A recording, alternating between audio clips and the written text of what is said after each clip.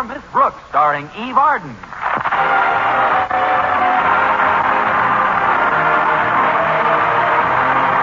time once again for another comedy episode of Our Miss Brooks, written by Al Lewis. Well, many of us find it extremely difficult to get up early every morning, but our Miss Brooks, who teaches English at Madison High School, has been doing it for years. Yes, and I've learned one thing about early rising that's helped me immeasurably. Once I jump out of bed, close the window, and do my setting up exercises, there's only one more thing I want to do, and that's to get right back in bed again. Last Friday morning, though, I was up and almost dressed by the time my landlady knocked on the door. Time to get up, Connie. I am up, Mrs. Davis. Come on in. I'm trying to get to school early so I can chat with Mr. Boynton for a few minutes before our first class. Is Mr. Boynton still as unapproachable as ever, Connie? I guess so, Mrs. Davis. But you know something? During this past week, I've gotten closer to him than ever before. Really, dear? How did you do that? I've been wearing my sneakers to school. I hope I've got time for breakfast before Walter Denton comes to pick me up. There's something he wants to talk to me about before school starts. Well, he can talk to you at breakfast, Connie. My goodness, you've got to keep your strength up some way. We both know you don't get enough sleep. Well, I didn't last night. Minerva slept in here with me, and she was very restless. I don't know what's the matter with that cat lately. Between you and me, Connie, I think she's got something. Between you and me, I think she's got several.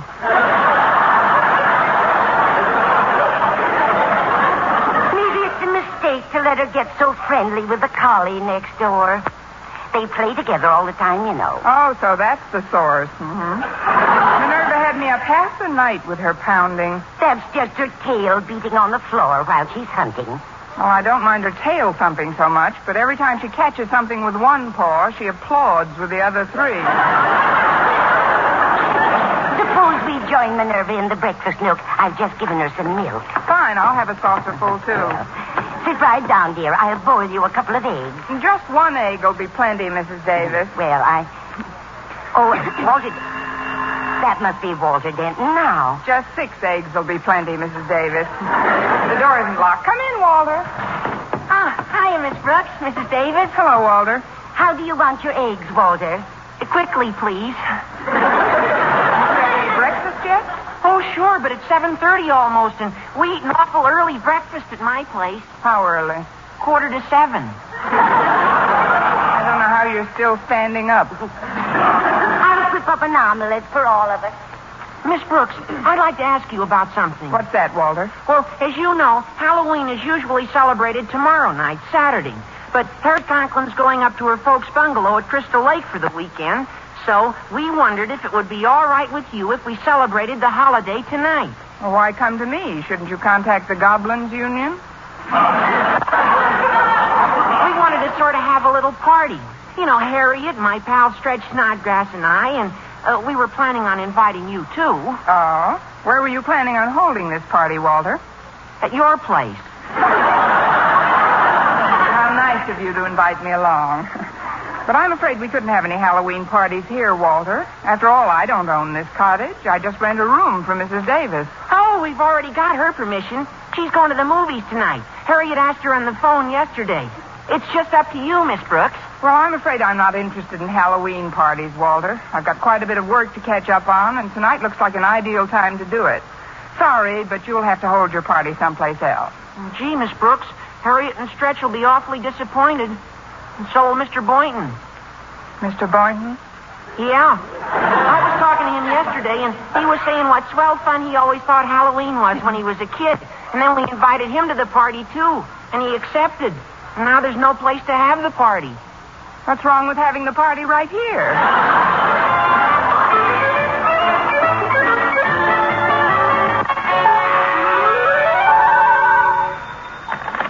Hello, Principal's office. Osgood Conklin himself speaking. Hello, Osgood. It's me, Martha. We've been married 18 years, woman. I know your name.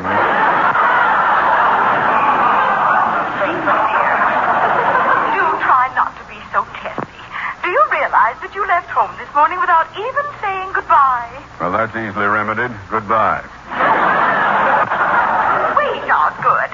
I just called to remind you about your doctor's appointment He said he wanted to see you before we go to Crystal Lake tomorrow. I am well aware of that fact. I've had plenty of time to think about it during the sleepless hours I spent listening to your dog thumping his tail at the foot of our bed all night. But Prince was so lonesome, dear. After all, we've got each other. He's all alone. Well, he wasn't alone last night. I never heard such scratching in all my born days. What's he got, anyway? Well, he can't possibly have anything, dear. You know he doesn't play with other dogs. In fact, he would have died of loneliness last week if I hadn't taken him over to Mrs. Davis's to play with her cat, Minerva. Well, you've got to keep him away from me. My blood pressure is higher than it's been in years. To make my morning complete, when I bent down to tie my shoelaces, my glasses fell out. Did they break? Not until I straightened up and stepped on them. Well, darling, in a couple of days in Crystal Lake, that will make a new man of you. Now go down to the doctor's and get a nice sedative to take with you. Very well, Martha. It's a good thing I have an extra pair of glasses with me, or I couldn't find my way to the door. Now, whatever you do, Osgood, don't break those. Thank you, my dear. I think that's sterling advice. Goodbye. It's later than I thought. I'd better hurry. So you see, Walter, if we all meet in the cafeteria at lunchtime, we can make the plans for... Oh! Good. Miss Brooks, I presume. Oh, I'm terribly sorry, Mr. Conklin. I didn't see you coming. Oh, dear, I seem to have broken your glasses. Do you have another pair? No, Miss Brooks, I haven't. But perhaps I could get you a long stick and let you smash the windows in my office. You seem to be in quite a hurry, Mr. Conklin. Could I maybe take you somewhere? Who is speaking? Hey, it's me, Walter Denton. Your daughter Harriet's dreamboat. My daughter, Harriet's dear. I'll talk to you later, Miss Brooks. Denton, pick up that shattered glass. Yes, sir. What should I do with it, Mr. Conklin? Eat it, you lame-brained dunce! Gosh, Mr. Conklin's sure in a bad mood today. He looks pretty purple, doesn't he? Even for him.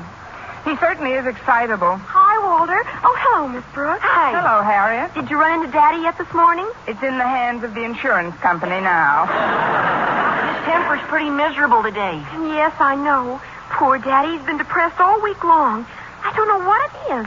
We all try to please him. What he needs is some recreation and diversion.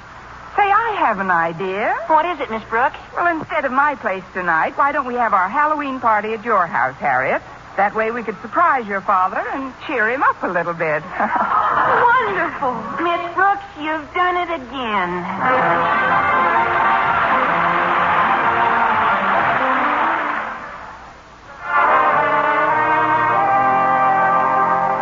Anxious as I was to get back into Mr. Conklin's good graces, I determined to make the Halloween party Friday night a roaring success.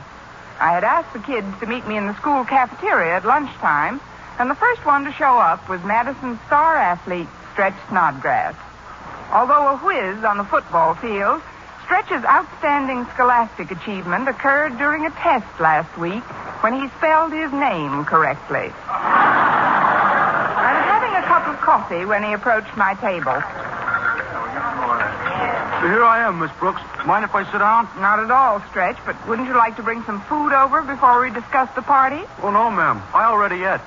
Please, Stretch. I've already eaten. Oh, good. Then we can get right down to business. Walter said he thought we all ought to masquerade as something tonight. That's a fine idea, Stretch. You could come as a student. I got my outfit all set, Miss Brooks. I got some chaps home and spurs and 2 6-shooters that shoot real blanks. I'm coming as Hopalong Cassidy. That is, if nobody minds. Why should anybody mind, unless Roy Rogers shows up? What are you going to masquerade as, Miss Brooks? Oh, I haven't made up my mind yet, Stretch. Of course, every good Halloween party should have a witch. Yes, I might come as a witch. Perfect.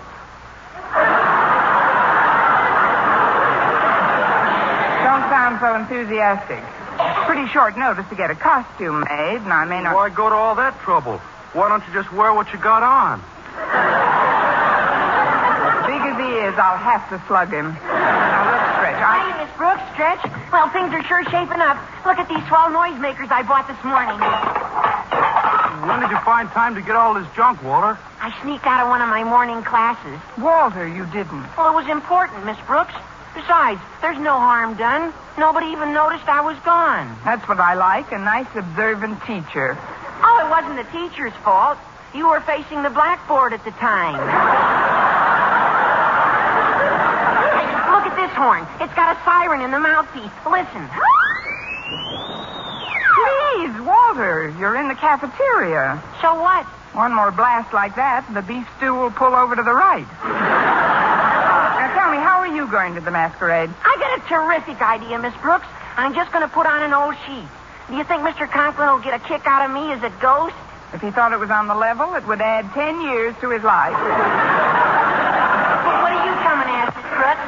I haven't quite decided yet. Any suggestions? Well, just one. I don't want you to think I'm being fresh or anything, but, well, this is going to be a Halloween party, and, well, I'd be glad to furnish you with a broom. I guess I'm a natural for it. Look who's coming over. Oh, it's Mr. Boynton. Hello, Mr. Boynton. Hello, Walter. Hello, Mr. Boynton. Hello, Stretch. Hello, Miss Brooks. Hello, Mr. Boynton. Goodbye, Walter. Goodbye, Stretch. We ain't going nowhere. Stretch. Don't you know the old expression, two's company, three's a crowd? Oh, sure I do. But there's 4 of us. Come on, Stretch. We gotta help Harriet figure out a costume for tonight. See you later, folks. Yeah, see you later, folks. Oh, so long, boys. Well, Miss Brooks, I think it's a splendid idea you're giving this little surprise party for our principal tonight. It should do him a world of good. It should do us a world of good, too, if he brightens up a bit. What kind of an outfit do you think you'll wear, Mr. Boynton? Well, I've got a skeleton costume home that I used to have quite a bit of fun with in my college days. It's just a black, tight-fitting garment with a bunch of bones hanging on it. Bones? Yes, they're treated with a phosphorescent paint that makes them glow in the dark. It's quite a startling effect, the more so since I gathered the bones when I was an anatomy student. From anyone I know? I don't mean to dwell on it, Miss Brooks, but I find bones a rather fascinating subject, don't you? That depends on what they're wrapped up in. Yes.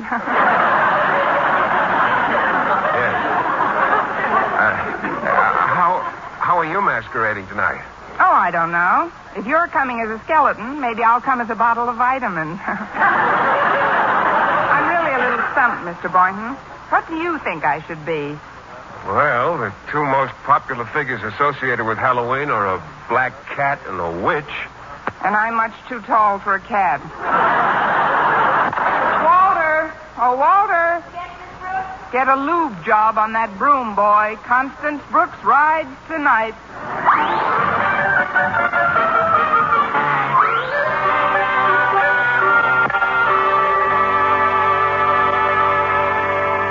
I'm glad we're going away in the morning, Martha. Dr. Benson told me I'm very close to the breaking point. Yes. Of course, I'll... Don't shout so. He said that some of my trouble was caused by my blood pressure, but that part of it was due to an overactive imagination. He wants me to be calm and relax more. I'd like to see him relax with that recurring dream I've had. You mean the one where the ghost visits you at night? Yes. Only the last couple of times it's gotten worse.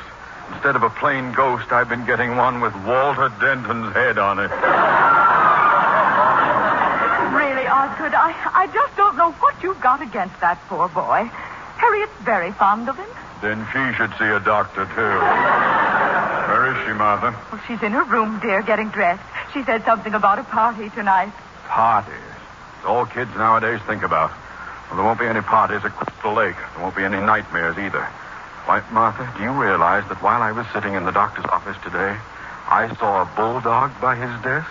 A bulldog? It was the shadow of his umbrella stand. But I almost jumped out of my skin before he explained it. Well, things like that happen to people every day, Osgood. Not to me, they don't. At least they'd better not. How do you think the Board of Education would like it if they thought one of their principals went round seeing bulldogs? Just don't mention it to anyone, darling. Now I'm going to get you a glass of warm milk, and you stay right comfy in your chair till I get back. You're very well. Yes. That thing looked like a bulldog. Martha's right, though. I'd better not mention it to a soul. Now, who in the world can that be? Coming! Good evening, Mr. Conklin. May I come in? There's no tactful way I can refuse you admission. Come in, Miss Brooks. Have the others arrived yet? Others? What others? You'll see when they get here. Is Harriet at home? Yes, she's putting on her party dress. Oh, then you know about it. It should do you a lot of good, Mr. Conklin. There's nothing like a house full of people to get your mind off yourself. A house full of... Miss Brooks, is this party to be given in this house? Of course. I see. Then if you'll excuse me, I'll just take my hat and coat and beat an orderly retreat. But, Mr. Conklin... My doctor has forbidden any excitement whatsoever. Your doctor? This is a fine time to tell me. I mean, I didn't know you were in such bad shape, Mr. Conklin. I am on the verge of a nervous collapse, Miss Brooks. But I don't want to spoil everybody's fun. I'll just leave quietly. Leave? But, Mr. Conklin, where'll you go? What's the difference where I go? I'll just wander around the park like a homeless gypsy. You can't do that. You wouldn't look good in earrings. I mean, you're not a well man, Mr. Conklin. Look, Mrs. Davis is going to the movies tonight. Now, why don't you let me drive you over to our place until I can eliminate the horde of guests who are coming here. You'll love it over there, Mr. Conklin. You'll be able to relax completely. If it will stave off my breakdown, Miss Brooks, it's the least I can do for my family.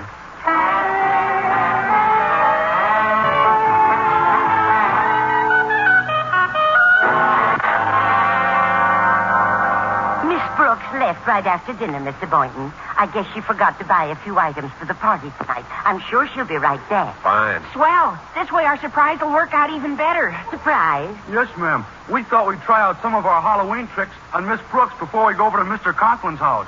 That's a wonderful idea. I hope I didn't scare you in my ghost outfit. No, I thought you were the laundry man.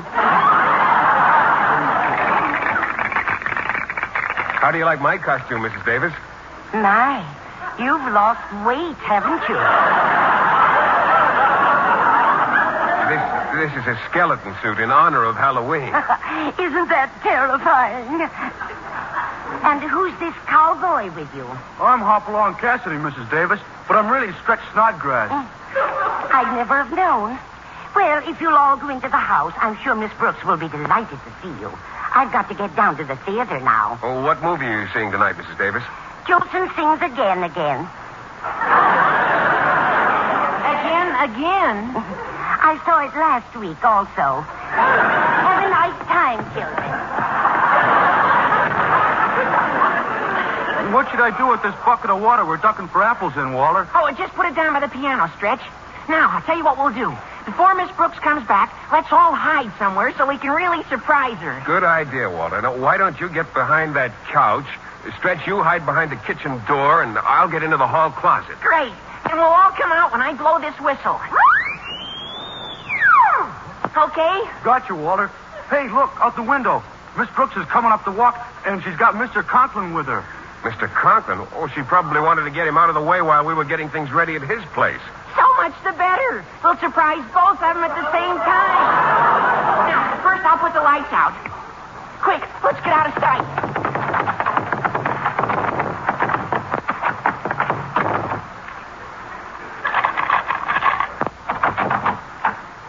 Well, here we are, Mr. Conklin. I guess Mrs. Davis has left for the movies. The lights are all out. But it does seem quite deserted in here. I'll turn on this hall light so you can see to hang your things up in the closet. I'll turn some lights on in the living room while you put your hat and coat away. Thank you, Miss Brooks. Miss Brooks! Miss Brooks! What is it, Mr. Conklin? What's the trouble? Your closet. In the hall. What do you keep in there? Just my coat, Mr. Conklin. I see.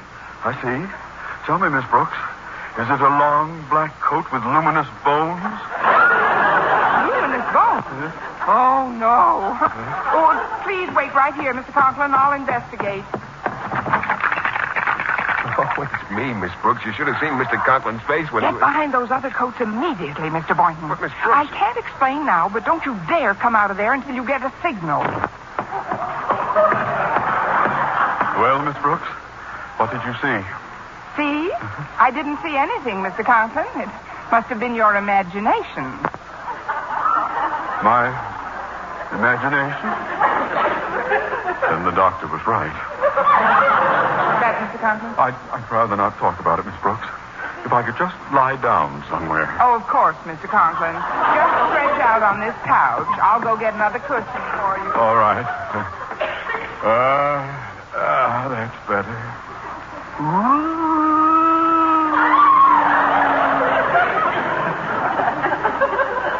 I must be quite a sick man.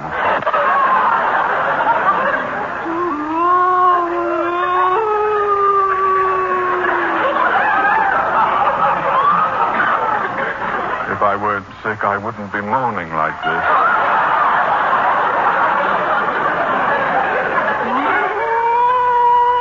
On the other hand, it's better than trying.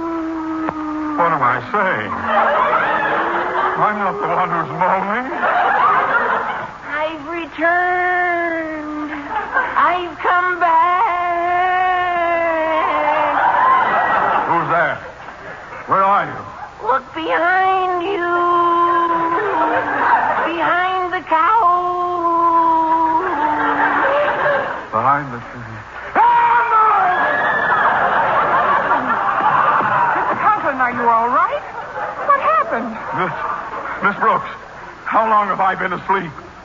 Asleep? Yes. You just hit the couch, Mr. Conklin. Which reminds me, maybe you'd better see a good psychiatrist. This screaming of yours can lead to something dangerous. Just do me a favor, Miss Brooks. Look behind that couch. Certainly, sir, if it'll make you feel any better. But I assure you there's absolutely nothing behind this couch. I'm sorry if I startled you, Mr. Conklin, but my cat Minerva's back here. With the sheet? She was making her bed.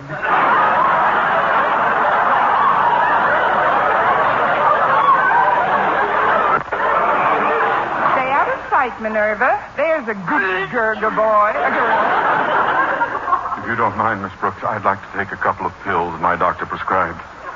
May I have some water, please? Certainly, sir.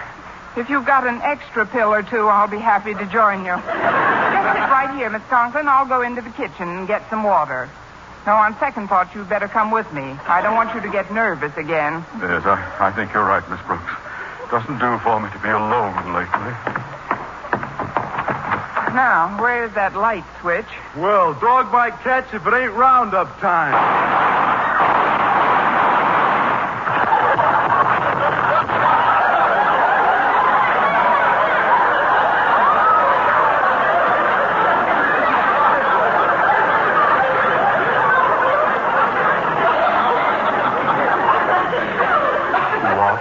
What was that? What was that?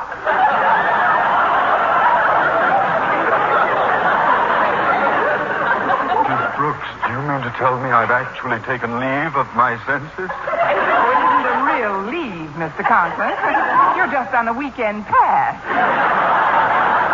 Oh, lots of people get temporary hallucinations. Maybe we'd better go back to your house. Yes, at a time like this, I suppose I should be near my loved one. Happy Halloween, Mr. Conklin. Look, it's me. Zinzin, how did you... What's this? It's just my coat coming over. Get back to the closet. It's me, Mr. Conklin. I'm a skeleton, see? Look at me, Mr. Conklin. I'm Hopalong Cassidy, and I'll plug the first hombre that makes a move. Snodgrass. Oh, stop that!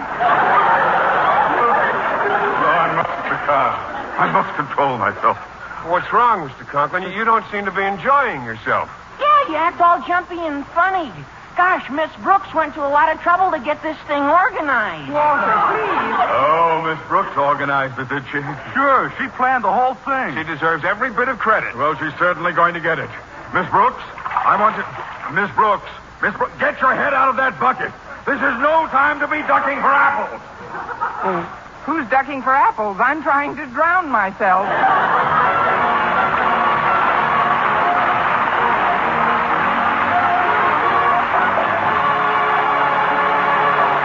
And now, once again, here is our Miss Brooks.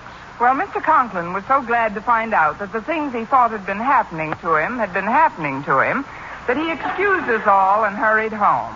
Shortly afterwards, I excused Walter and Stretch, which left just Mr. Boynton, the parlor sofa, and me. Well, here we are, Miss Brooks. You know, with that lamplight shining on your hair, you're absolutely, well... Yes, Mr. Boynton? Yoo-hoo! Yoo-hoo, folks. What's that? Look, at the window, it's Mrs. Davis with a pumpkin head. Just what I needed. Happy Halloween, Connie. Trick or treat. I've got a trick, Mrs. Davis. Here's 60 cents. Treat yourselves to Jolson Things again. Be sure to listen to Mr. and Mrs. North Tuesday evening over most of these same stations. And be with us again next week at this same time for another comedy episode of Our Miss Brooks. Bob LeBon speaking. This is CBS, the Columbia